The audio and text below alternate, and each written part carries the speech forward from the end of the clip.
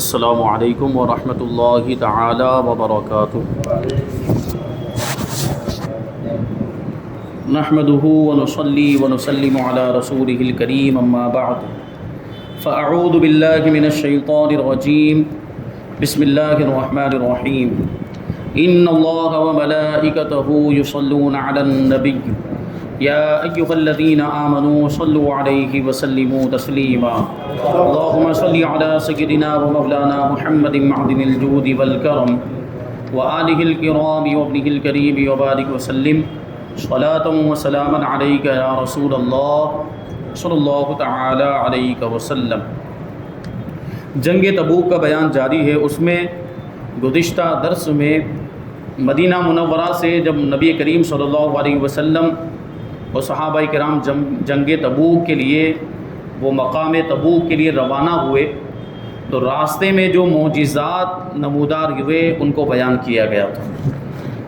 اب یہاں سے مسجد ضرار کے بارے میں بتاتے ہیں۔ مسجد ضرار کا مطلب ہوتا ہے وہ مسجد جو نقصان پہنچانے کے لیے بنائی گئی۔ یہ مسجد کن لوگوں نے بنائی تھی اور کس کو نقصان پہنچانے کے لیے بنائی تھی اس کے بارے میں بیان کریں گے۔ منافقوں نے اسلام کی بیخ کنی یعنی اسلام کو نقصان پہنچانے اور مسلمانوں میں پھوٹ ڈالنے کے لیے مسجد قباء کے مقابلے میں ایک مسجد تعمیر کی تھی۔ مسجد قباء وہی مدینہ منورہ میں سب سے پہلے حضور پاک صلی اللہ علیہ وسلم نے جس مسجد کی بنیاد رکھی، مدینہ منورہ میں داخل ہونے کے بعد جہاں پر حضور نے قیام کیا تھا اور جو مسجد تعمیر کی گئی تھی اس کو مسجد قباء کہا جاتا ہے۔ تو اس مسجد کے مقابلے میں انہوں نے اسی مسجد کے قریب میں منافقین نے ایک مسجد تعمیر کی تھی جو در حقیقت منافقین کی سازشوں اور ان کی دسیسہ کاریوں کا ایک زبردست اڈا تھا۔ یعنی مسجد بنانے کا مقصد کیا تھا؟ وہاں پہ مسلمانوں کے خلاف وہ سازشیں کریں گے اور منصوبہ بندی کریں گے کہ مسلمانوں کو کیسے نقصان پہنچایا جائے اور اسلام کو کیسے نقصان پہنچایا جائے۔ ابو عامر راہب جو انصار میں سے عیسائی ہو گیا تھا، اس کے بارے میں پہلے تفصیل سے گزر چکا کہ ابو عامر پہلے انصار سے تعلق رکھتا تھا، پھر یہ عیسائی ہو گیا تھا، جس کا نام حضور صلی اللہ علیہ وسلم نے ابو عامر فاسق رکھا تھا۔ اس نے منافقین سے کہا کہ تم لوگ خفیہ طریقے پر جنگ کی تیاریاں کرتے رہو، میں قیصر روم کے پاس جا کر وہاں سے فوجیں لاتا ہوں تاکہ اس ملک سے اسلام کا نام و نشان مٹا دوں۔ چنانچہ اسی مسجد میں بیٹھ کر اسلام کے خلاف منافقین کمیٹیاں کرتے تھے، میٹنگیں کرتے تھے اور اسلام اور بانی اسلام صلی اللہ علیہ وسلم کا خاتمہ کر دینے کی تدبیریں سوچا کرتے تھے معاذ اللہ۔ جب حضور علیہ الصلوۃ والسلام جنگ تبوک کے لیے روانہ ہونے لگے تو مکار منافقوں کا ایک گروہ آیا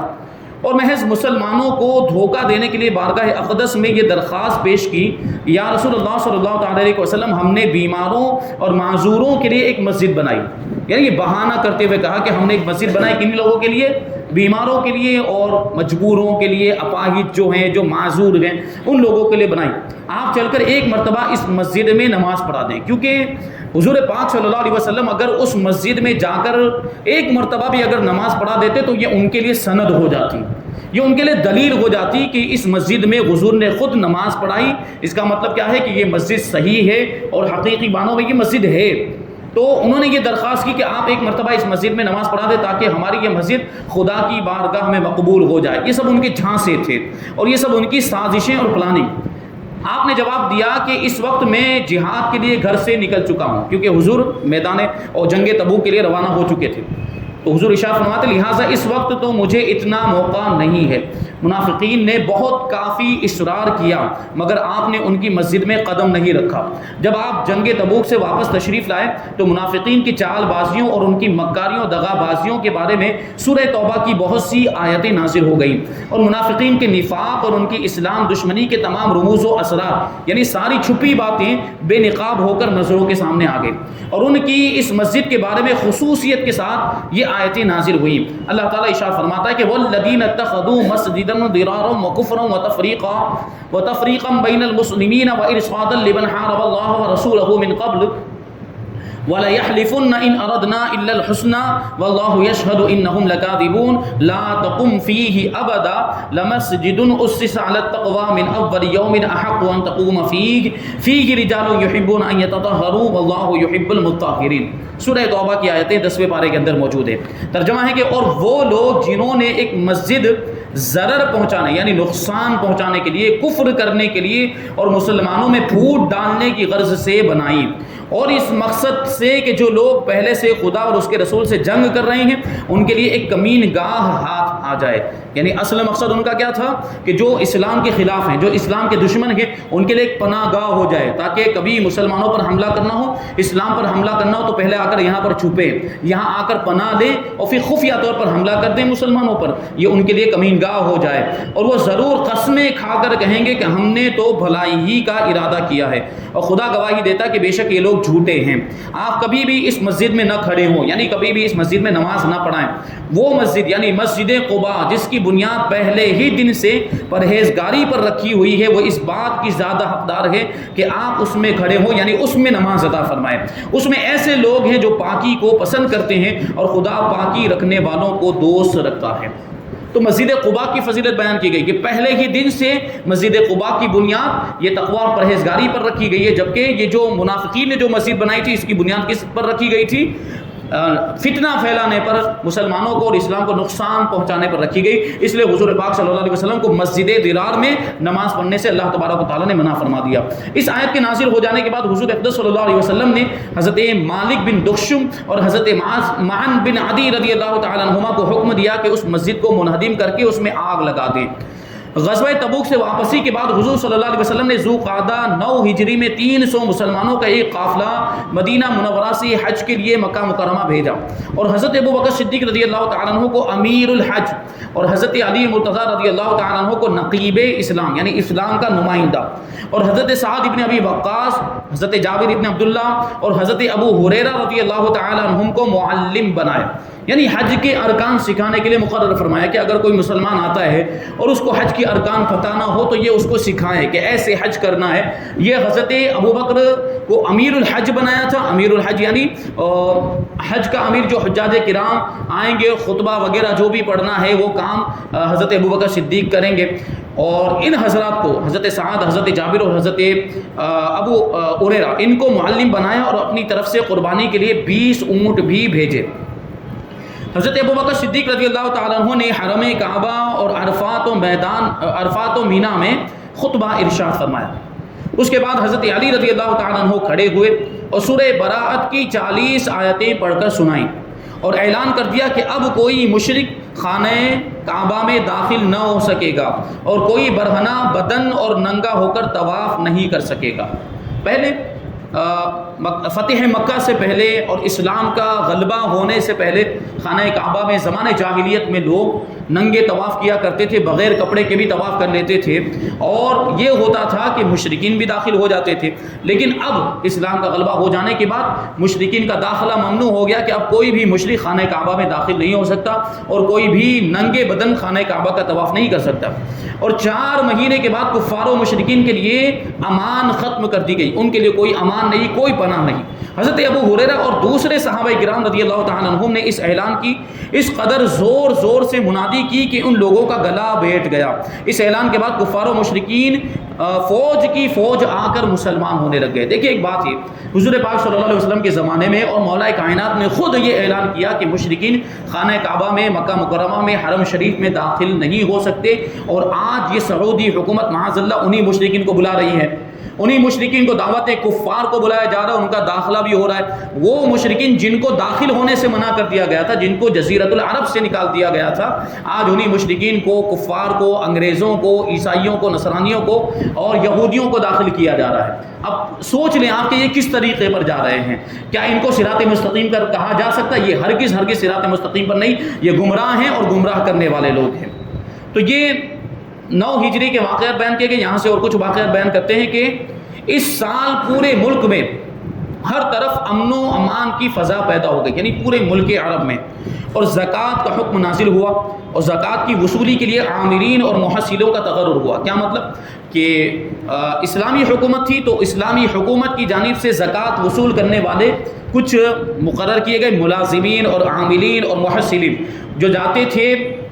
دیہاتوں میں اور محلوں میں، علاقوں میں مختلف، اور وہاں جا کر جو بھی زکوٰۃ ادا کرنے کے مستحق ہوتے یعنی صاحب نصاب ہوتے تو ان سے ان کے مال کی زکوٰۃ وصول کر کے لاتے اور پھر بیت المال میں لا کر جمع کر دیتے تھے۔ پھر بیت المال میں سے جو بھی اس کے مصارف اور مسلمانوں کی مصلحتیں، مسلمانوں کے جو بھی کام ہوتے، ضرورتیں، اس میں اس مال کو خرچ کیا جاتا تھا۔ دوسرے نمبر پر جو غیر مسلم قومیں اسلامی سلطنت کے زیر سایہ رہی، ان کے لیے جزیہ کا حکم نازل ہو، یعنی ٹیکس ادا کرنے کا، کہ اگر کوئی دوسرے مذہب سے تعلق رکھنے والا شخص اگر اسلامی حکومت میں، اسلامی ملک میں رہنا چاہتا ہے تو اس کو یا تو امان طلب کر کے رہنا ہوگا یا پھر جزیہ ادا کر کے رہنا پڑے گا، یعنی ٹیکس ادا کر کے رہنا پڑے گا۔ اور قرآن کی یہ آیت نازل ہوئی اس کے بارے میں، حتیٰ یعطوا الجزیۃ عن ید وہم صاغرون، وہ چھوٹے بن کر جزیہ ادا کریں۔ اور تیسرا واقعہ کہ سود کی حرمت بھی اسی سال نازل ہوئی 9 ہجری میں، یعنی سود اور بیاج کو حرام کر دیا گیا۔ اللہ تبارک و تعالیٰ نے ارشاد فرمایا کہ وَأَحَلَّ اللَّهُ الْبَيْعَ وَحَرَّمَ الرِّبَا، کہ اللہ تبارک و تعالیٰ نے تمہارے لیے خرید و فروخت کو حلال کیا اور ربا یعنی سود اور بیاج کو حرام کر دیا۔ سود کے بارے میں آپ کو بتا دوں، سود اور بیاج کی تعریف کیا ہوتی ہے اور اس کا مطلب کیا ہوتا ہے۔ مال کے لین دین میں ایسی زیادتی، ایسی بڑھوتری جس کے مقابلے میں کچھ بھی نہ ہو، اس کو بیاج کہا جاتا ہے۔ جیسے مثال کے طور پر آپ نے کسی کو 20,000 روپے دیے اور اس سے بدلے میں آپ نے 22,000 روپے لیے، تو 20,000 تو 20,000 کے بدلے میں ہو گئے، لیکن اوپر کے جو 2,000 ہے اس کے بدلے میں کچھ ہے، یہ ہو گیا سود اور بیاج۔ اس کی بہت ساری دوسری صورتیں بھی ہیں، انشاءاللہ تبارک و تعالیٰ پھر کبھی موقع ملا تو تفصیل کے ساتھ بیاج کے احکام بیان کیے جائیں گے، سود کے احکام۔ تو یہ سود کی جو حرمت ہے یہ ہجری 9 میں نازل ہوئی اور اس کو حرام کر دیا گیا، اور اس کے 1 سال بعد 10 ہجری میں حجۃ الوداع کے موقع پر، یعنی آخری حج جو حضور پاک صلی اللہ علیہ وسلم نے کیا، اس موقع پر اپنے خطبوں میں حضور صلی اللہ علیہ وسلم نے اس کا خوب اعلان فرما دیا، یعنی سود حرام ہو چکا ہے، اس کا اعلان ہجری 10 میں حضور پاک صلی اللہ علیہ وسلم نے فرمایا۔ حبشہ کے بادشاہ جن کا نام حضرت اصحمہ رضی اللہ تعالیٰ عنہ تھا، جن کے زیر سایہ مسلمان مہاجرین چند سال حبشہ میں رہے تھے اور وہاں جا کر مسلمانوں نے پناہ لی تھی، اور انہوں نے یعنی حبشہ کے بادشاہ نے مسلمانوں کے ساتھ بہت اچھا سلوک کیا تھا۔ اسی سال ان کی بھی وفات ہو گئی۔ حضور صلی اللہ علیہ وسلم نے مدینے میں ان کی غائبانہ نماز جنازہ پڑھی اور ان کے لیے مغفرت کی دعا مانگی۔ یہاں پر ایک بات ذہن میں رہنی چاہیے کہ غائبانہ نماز جنازہ مذہب حنفی کے مطابق نہیں پڑھی جا سکتی۔ کیا مطلب ہوا کہ جنازہ کہیں اور رکھا ہوا، ہماری نگاہوں کے سامنے موجود نہیں ہے، کہیں اور ہے، کسی دوسرے علاقے میں، کسی دوسرے شہر میں، کسی دوسرے ملک میں، اور ہم یہاں سے اس کی نماز جنازہ پڑھنا چاہیں تو نہیں پڑھ سکتے۔ اب سوال یہ پیدا ہوتا ہے کہ حضور پاک صلی اللہ علیہ وسلم نے حبشہ کے بادشاہ کی نماز جنازہ پڑھی، حضور پاک صلی اللہ علیہ وسلم مدینہ منورہ کے اندر تھے اور اس کا جو جنازہ، بادشاہ کا جو جنازہ تھا وہ حبشہ کے اندر، افریقہ کے اندر موجود تھا، اور یہاں سے حضور نے نماز جنازہ پڑھائی۔ تو اس کا جواب یہ ہے کہ حضور پاک صلی اللہ علیہ وسلم کے سامنے سے، آپ کی نگاہوں کے سامنے سے سارے حجابات اور پردے اٹھا دیے گئے تھے، اور حضور پاک صلی اللہ علیہ وسلم نے مدینہ منورہ میں رہتے ہوئے وہیں سے حبشہ میں موجود حبشہ کے بادشاہ کے جنازے کو ملاحظہ فرما دیا تھا۔ تو گویا تو وہ جنازہ حضور کی نگاہوں کے سامنے تھا، اور جب جنازہ سامنے ہو تو پڑھا جا سکتا ہے، لیکن عام انسانوں کے لیے اس کی اجازت نہیں ہوگی۔ 5 نمبر پر واقعہ کہ اسی سال منافقوں کا سردار عبداللہ ابن ابی مر گیا۔ اس کے بیٹے حضرت عبداللہ رضی اللہ تعالیٰ، یہ صحابی تھے۔ عبداللہ ابن ابی یہ بہت بڑا منافق تھا، بہت بڑا خبیث، لیکن اس کے بیٹے حضرت عبداللہ یہ صحابی تھے۔ ان کی درخواست پر، ان کی دلجوئی کے لیے حضور صلی اللہ علیہ وسلم نے اس منافق کے کفن کے لیے اپنا پیرہن عطا فرمایا، یعنی اپنا کرتا مبارک دے دیا، اور اس کی لاش کو اپنے زانو اقدس پر رکھ کر اس کے کفن میں اپنا لعاب دہن ڈالا۔ اور حضرت عمر رضی اللہ تعالیٰ عنہ کے بار بار منع کرنے کے باوجود، چونکہ ابھی تک ممانعت نازل نہیں ہوئی تھی، اس لیے حضور صلی اللہ علیہ وسلم نے اس کے جنازے کی نماز بھی پڑھائی۔ بعد میں ممانعت آئی تھی کہ منافقین کی نماز جنازہ نہیں پڑھی جا سکتی، یہ ممانعت بعد میں آئی، بعد میں منع کیا گیا، یہ واقعہ اس سے پہلے کا ہے۔ لیکن اس کے بعد یہ آیت کریمہ نازل ہوئی، اللہ تعالیٰ نے ارشاد فرمایا کہ لا تصلی علی احد منهم مات ابدا ولا تقم علی قبری انہم کفروا باللہ ورسولہ وماتوا وهم فاسقون۔ اے رسول، ان منافقوں میں سے جو مرے کبھی آپ ان پر نماز جنازہ نہ پڑھیں اور ان کی قبر کے پاس آپ کھڑے بھی نہ ہو، یقیناً ان لوگوں نے اللہ اور اس کے رسول کے ساتھ کفر کیا ہے اور کفر کی حالت میں ہی یہ لوگ مرے ہیں، ان کی نماز جنازہ نہیں پڑھی جائے گی۔ اس آیت کے نزول کے بعد پھر کبھی آپ نے کسی بھی منافق کی نماز جنازہ نہیں پڑھائی، نہ اس کی قبر کے پاس آپ کھڑے ہوئے۔ حضور اقدس صلی اللہ علیہ وسلم تبلیغ اسلام کے لیے تمام اطراف و اکناف میں مبلغین اسلام اور عاملین اور مجاہدین کو بھیجا کرتے تھے، یعنی جہاں جہاں اسلام پہنچ چکا تھا، جن جن علاقوں میں اسلام کی روشنی پھیل چکی تھی، وہاں مبلغین کو بھیجتے تھے اسلام کا پیغام پہنچانے کے لیے، اسلام کی تعلیم دینے کے لیے، بنیادی معلومات لوگوں تک پہنچانے کے لیے، اور مجاہدین کو بھیجتے تھے، عاملین کو زکوٰۃ وغیرہ وصول کرنے کے لیے بھیجتے تھے۔ ان میں سے بعض قبائل تو مبلغین کے سامنے ہی دعوت اسلام قبول کر کے مسلمان ہو جاتے تھے، مگر بعض قبائل اس بات کے خواہش مند ہوتے تھے کہ براہ راست خود بارگاہ نبوت میں حاضر ہو کر اپنے اسلام کا اعلان کریں۔ چنانچہ کچھ لوگ اپنے اپنے قبیلوں کے نمائندہ بن کر مدینہ منورہ آتے تھے اور خود بانی اسلام صلی اللہ علیہ وسلم کی زبان فیض ترجمان سے دعوت اسلام کا پیغام سن کر اپنے اسلام کا اعلان کرتے تھے، اور پھر اپنے اپنے قبیلوں میں واپس لوٹ کر پورے قبیلے والوں کو مشرف باسلام کر دیتے تھے۔ انہی قبائل کے نمائندوں کو ہم وفود العرب کے نام سے یہاں پر بیان کریں گے۔ وفود العرب یعنی عرب کے مختلف قافلے اور مختلف جماعتیں جو حضور کی بارگاہ میں حاضر ہوئی تھی، مختلف قبیلوں سے تعلق رکھنے والے جو نمائندے حضور کی بارگاہ میں حاضر ہوئے تھے، ان کو وفود العرب کہا جاتا ہے۔ اس قسم کے وفود اور نمائندگان قبیلے مختلف زمانوں میں مدینہ منورہ میں آتے رہے، مگر فتح مکہ کے بعد اچانک سارے عرب کے خیالات میں ایک عظیم تغیر یعنی تبدیلی واقع ہو گئی، اور سب لوگ اسلام کی طرف مائل ہونے لگ گئے، کیونکہ اسلام کی حقانیت واضح اور ظاہر ہو جانے کے باوجود بہت سے قبیلے محض قریش کے دباؤ اور اہل مکہ کے ڈر سے اسلام قبول نہیں کر سکتے تھے۔ فتح مکہ نے اس رکاوٹ کو بھی دور کر دیا، اور اب دعوت اسلام اور قرآن کے مقدس پیغام نے گھر گھر پہنچ کر اپنی حقانیت اور اعجازی تصرفات سے سب کے قلوب پر سکہ بٹھا دیا، جس کا نتیجہ یہ ہوا کہ وہی لوگ جو ایک لمحے کے لیے اسلام کا نام سننا اور مسلمانوں کی صورت دیکھنا گوارا نہیں کر سکتے تھے، آج پروانوں کی طرح شمع نبوت پر نثار ہونے لگے،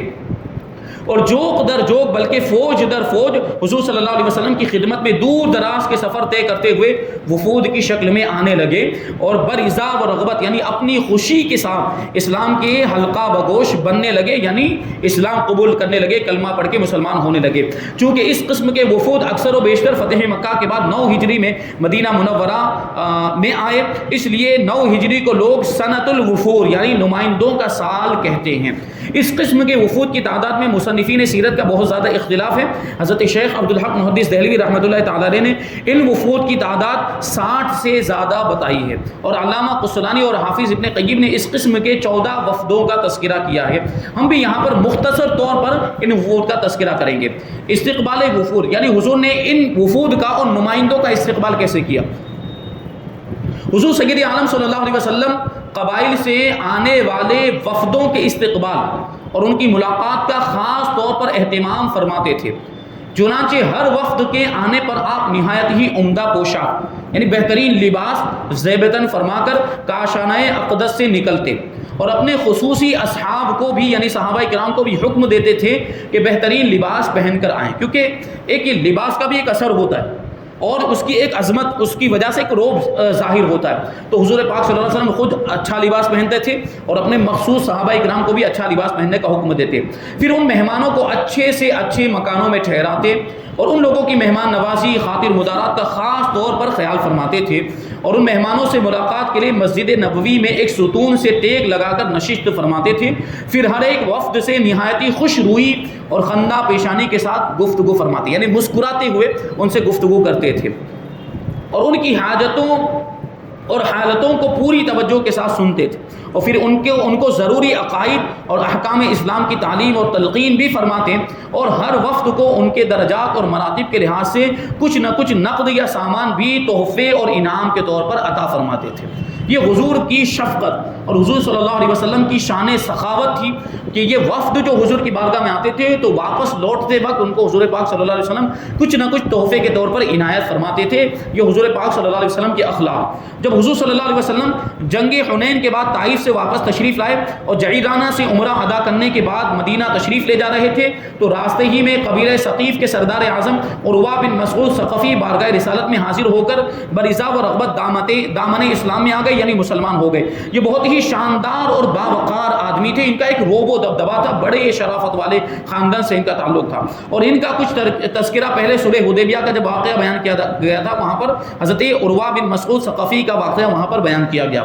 انہوں نے مسلمان ہونے کے بعد عرض کیا کہ یا رسول اللہ صلی اللہ تعالیٰ علیہ وسلم آپ مجھے اجازت عطا فرمائیں کہ میں اپنی قوم میں جا کر اسلام کی تبلیغ کروں. آپ نے اجازت دے دی اور یہ وہیں سے لوٹ کر اپنے قبیلے میں گئے اور اپنے مکان کی چھت پر چڑھ کر اپنے مسلمان ہونے کا اعلان کیا اور اپنے قبیلے والوں کو اسلام کی دعوت دی. اس اعلانیہ دعوت اسلام کو سن کر قبیلے ثقیف کے جو لوگ تھے وہ غیظ و غضب میں بھر کر اس قدر تیش میں آ گئے کہ چاروں طرف سے ان پر تیروں کی بارش کرنے لگ گئے, یہاں تک کہ ان کو ایک تیر لگا اور یہ شہید ہو گئے. قبیلہ ثقیف کے لوگوں نے ان کو تو قتل تو کر دیا, لیکن پھر یہ سوچا کہ تمام قبائل عرب اسلام قبول کر چکے ہیں, اب ہم بھلا اسلام کے خلاف کب تک رہیں گے اور کتنے لوگوں سے لڑتے رہیں گے. پھر مسلمانوں کے انتقام اور ایک لمبی جنگ کے انجام کو سوچ کر دن میں تارے نظر آنے لگے. اس لیے ان لوگوں نے اپنے ایک معزز رئیس عبد یادیل بن عمرو کو چند ممتاز سرداروں کے ساتھ مدینہ منورہ بھیجا. اس وفد نے مدینہ پہنچ کر بارگاہ اقدس میں عرض کیا کہ ہم اس شرط پر اسلام قبول کرتے ہیں